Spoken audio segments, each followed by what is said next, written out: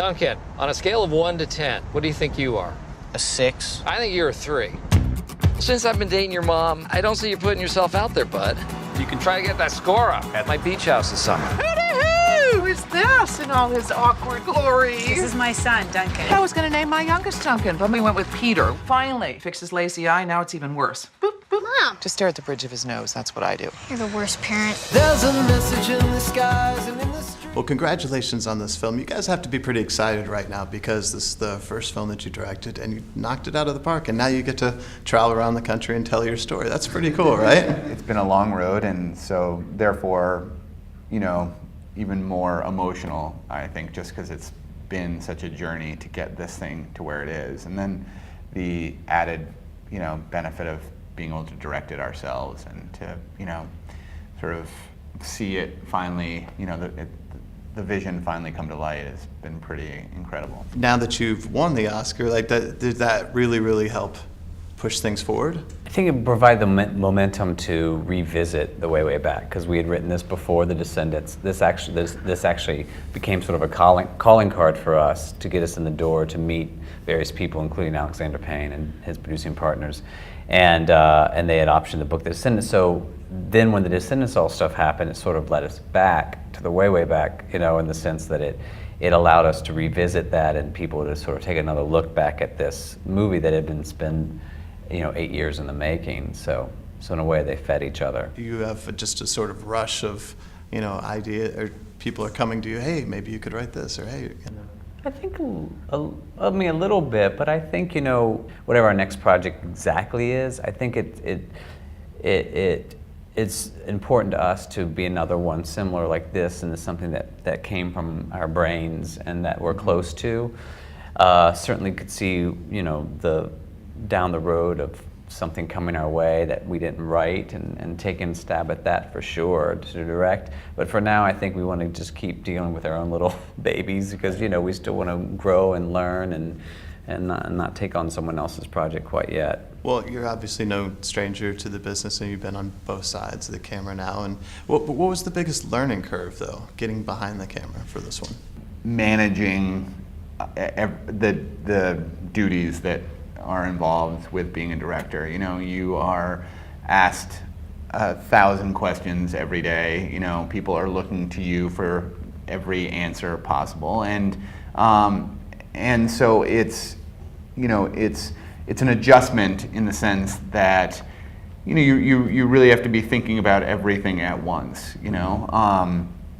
So that took a little getting used to. You know, there was no downtime where you're just sort of chilling in your trailer. You know, you are constantly. Did we have trailers? No, I don't think. Actually, I don't know that we did. But and for us, it was important for you know, us to surround ourselves with very experienced, talented people. You know, that we could lean on. You know, John Bailey was our cinematographer, who's, you know, been in the business for a long time. Ann Roth, the same story, you know. So we just tried to make it easy on ourselves in this, and delegate as much as we could to these sort of legendary, you know, heads of departments, so that we could at least take some of the burden off our shoulders, in a sense. But speaking of talented, experienced people, your cast is fantastic, but these are all friends and family to you, essentially, right? So that had to made things a lot easier on you, right?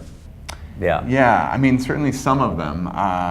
You know, we knew Maya probably the best, you know, just from our experience at the Groundlings in Los Angeles, and having come through the company with her, and Allison Janney, we knew, but you know, we didn't really know many of the others. You know, they were just people that we had long admired and respected, and had sort of crossed our fingers that we would get to work with them. So, you know, luckily it worked out. Well, and what a great story too. And as the tag on the poster says, we've all been there.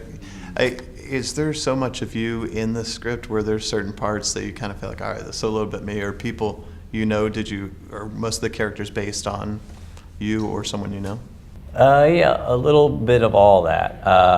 Definitely see myself in the very first scene, only in the sense that that exact scene that starts the movie happened to me going spending my summers when I was 14 going up to Michigan, and my stepfather and I having that conversation about what I was on a scale from 1 to 10. So that particular moment, obviously, but I think we all identify with awkwardness. I think we all identify with, coming of age stories for the very reason that we all went through some kind of rite of passage, great, large or small.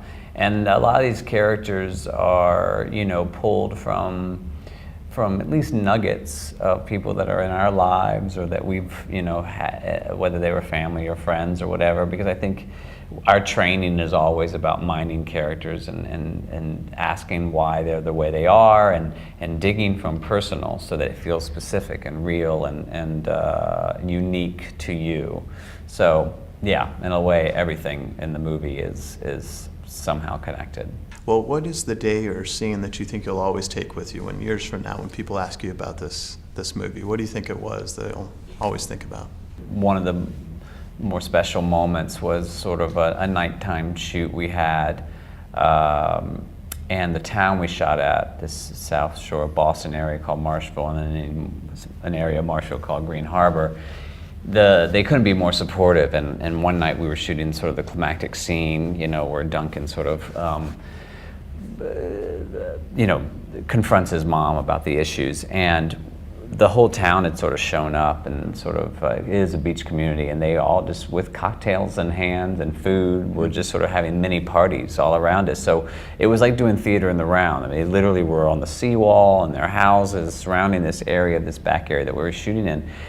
And the actors were feeding off the energy of that, and it was a great night of shooting, in the sense that such a support group of this town that had embraced us.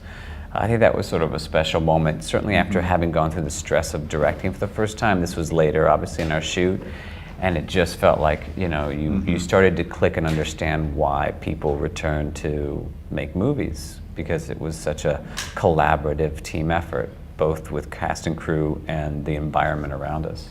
It also, oddly connected to some of the things in the movie in terms of adults coming around with drinks and, of having a good time in a beach community, and that was sort of like the spirit of what we were after. So it was sort of when, the make-believe and the real thing kind of come together in the same way. Yeah. The show's the Drew Pearson show, and Drew famously caught the Hail Mary pass. And I think everyone has a Hail Mary moment in their life where they just kind of had to go for it, and somehow it miraculously worked out. What do you think that was for you? Might have been this movie, right? I think so, Yeah. yeah. I mean, this was, I